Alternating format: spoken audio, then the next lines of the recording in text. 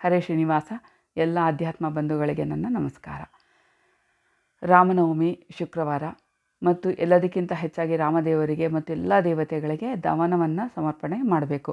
ಯಾಕೆ ದವನವನ್ನು ಸಮರ್ಪಣೆ ಮಾಡಬೇಕು, ಅದರ ವಿಶೇಷ ಏನು, ಯಾವ ತಿಥಿಯಲ್ಲಿ ಯಾವ ದೇವರು ಅಂತ ಹೇಳಿ ನಾನು ತಿಳಿಸಿಕೊಟ್ಟಿದ್ದೀನಿ. ಈ ಪರಾಭವ ನಾಮ ಸಂವತ್ಸರದಲ್ಲಿ ಎಲ್ಲರೂ ಕೂಡ ದವನವನ್ನು, ದೇವರಿಗೆ ಪೂಜೆಯನ್ನು ಮಾಡೋದರಿಂದ ವಿಶೇಷ ಅನುಗ್ರಹ ಅವ್ರದ್ದು ಆಗತ್ತೆ. ಮೊದಲು ಮಾಸ ನಿಯಾಮಕ ಶ್ರೀ ಪದ್ಮಿನಿ ವಿಷ್ಣುವೇ ನಮಃ ಅಂತ ಹೇಳಿ ವಿಷ್ಣುವಿಗೆ ಸಮರ್ಪಣೆ ಮಾಡಿ ನಂತರ ಎಲ್ಲ ದೇವತೆಗಳಿಗೂ ಸಮರ್ಪಣೆಯನ್ನು ಮಾಡಬೇಕು. ಉಯ್ಯಾಲೆ ಗೌರಿ ಇದು ತದಿಗೆ ಗೌರಿ ಕೂಡಿಸಿರ್ತಕ್ಕಂಥ ಗೌರಿ. ಉಯ್ಯಾಲೆ ಗೌರಿಗೂ ಕೂಡ ನಾವು ಅರಳು, ಮಲ್ಲಿಗೆ, ಜಾಜಿ ಮತ್ತು ದವನ, ಮರುಗಗಳಿಂದ ಸಮರ್ಪಣೆಯನ್ನು ಮಾಡಿ ಪೂಜೆಯನ್ನು ಮಾಡಬೇಕು. ಇನ್ನು ಈ ದಿನ ಸಪ್ತಮಿ ಕೂಡ ನಾವು ಸೂರ್ಯನಾರಾಯಣನಿಗೆ ವಿಶೇಷವಾಗಿ ಪೂಜೆಯನ್ನು ಮಾಡಿದ್ದೀವಿ. ನಾಳೆ ಅಷ್ಟಮಿ, ಭವಾನಿ ಅಷ್ಟಮಿ. ಭವಾನಿಗೆ ನಾಳೆ ದವನವನ್ನು ಸಮರ್ಪಣೆ ಮಾಡಿ ಪೂಜೆಯನ್ನು ಮಾಡಬೇಕು. ಇನ್ನು ರಾಮನವಮಿ ಶುಕ್ರವಾರ. ನಾವು ಈ ರಾಮನವಮಿ ದಿವಸ ಎಲ್ಲರೂ ಒಂದು ಸಂಕಲ್ಪವನ್ನು ಮಾಡಿಕೊಳ್ಳೋಣ. 13 ಕೋಟಿ ರಾಮನಾಮ ಮಂತ್ರದ ಹೋಮವನ್ನು ಮಾಡಬೇಕು ಅಂತ ನಾವು ಸಂಕಲ್ಪವನ್ನು ಮಾಡಿದ್ದೀವಿ. ಈ ರಾಮನವಮಿ ದಿವಸ ನಾವು ರಾಮತಾರಕ ಹೋಮವನ್ನು ಪ್ರಾರಂಭ ಮಾಡ್ತಾಯಿದ್ದೀವಿ.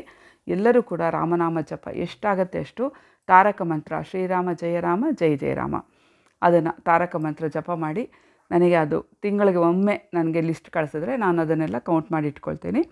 ಪ್ರತಿ ತಿಂಗಳು ಕೂಡ ಇದು ಹೋಮವನ್ನು ಮಾಡ್ತೀವಿ. ಆ ಹೋಮದಲ್ಲಿ ಅಷ್ಟು ಆಹುತಿಯನ್ನು ಹಾಕಿ ರಾಮದೇವರಿಗೆ ಸಮರ್ಪಣೆಯನ್ನು ಮಾಡ್ತೀವಿ. ಇನ್ನು ಯಾರು ಪ್ರತ್ಯೇಕವಾಗಿ ರಾಮತಾರಕ ಹೋಮ ಮಾಡಿಸ್ತೀವಿ ಅಂತ ಅಂದ್ಕೊಂಡವರು ಅವರ ಹೆಸರು, ಗೋತ್ರ, ನಕ್ಷತ್ರವನ್ನು ಕೊಟ್ಟರೆ ಅವರ ಹೆಸರಲ್ಲಿ ಕೂಡ ನಾವು ಪೂಜೆಯನ್ನು ಮಾಡಿ ಅವ್ರ ಮನೆಗೆ ಪ್ರಸಾದವನ್ನು ಕಳಿಸಿ ಕೊಡ್ತೀವಿ. ಇದು 13 ಕೋಟಿ ಆಗೋ ತನಕ ಈ ರೀತಿಯಾಗಿ ಹೋಮವನ್ನು ಮಾಡ್ತಿರ್ತೀವಿ. ಎಲ್ಲರೂ ಇದಕ್ಕೆ ಪಾಲ್ಗೊಳ್ಳಿ, ಎಲ್ಲರೂ ರಾಮದೇವರ ಅನುಗ್ರಹವನ್ನು ಪಡ್ಕೊಳ್ಳಿ. ಪ್ರತಿಯೊಬ್ಬರಿಗೂ ಅಧಿಕಾರ ಇದೆ ರಾಮದೇವರ ಸೇವೆಯಲ್ಲಿ ಪಾಲ್ಗೊಳ್ಳಲಿಕ್ಕೆ. ಎಲ್ಲರೂ ಕೂಡ ರಾಮನಾಮ ಜಪವನ್ನು ಮಾಡಿ ಮತ್ತು ಹೋಮಕ್ಕೆ ಕೂಡ ಒಬ್ಬರಿಗೆ ರಾಮತಾರಕ ಹೋಮ ಸಂಕಲ್ಪ ಮಾಡಿಸ್ಬೇಕು ಅಂದರೆ 2,000 ಆಗುತ್ತೆ. ನೀವು ಅದನ್ನು ಕಳಿಸಿದರೆ ಅದು ನಿಮಗೆ ಪ್ರಸಾದ ಕೂಡ ಮನೆಗೆ ಬರುತ್ತೆ. ನೀವು ಹೋಮದಲ್ಲಿ ಪಾಲ್ಗೊಂಡಂತೆ ಕೂಡ ಆಗತ್ತೆ.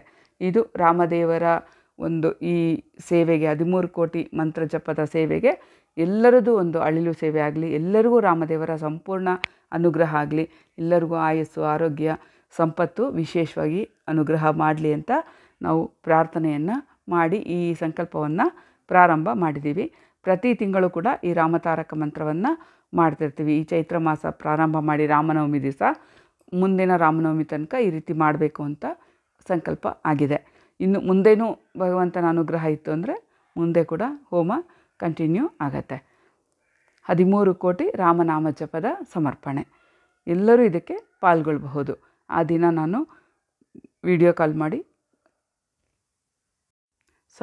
ಲೈವ್ ವಿಡಿಯೋ ಮಾಡಿ ನಾನು ಎಲ್ಲರಿಗೂ ಕೂಡ ರಾಮದೇವರ ಅನುಗ್ರಹ ಆಗಲಿ ಅಂತ ಹೇಳಿ ಹೋಮವನ್ನು ತೋರಿಸಿ ಕೊಡ್ತಾ ಇದ್ದೀನಿ. ಪ್ರತಿಯೊಬ್ಬರು ಕೂಡ ಇದರಲ್ಲಿ ಪಾಲ್ಗೊಳ್ಳಿ.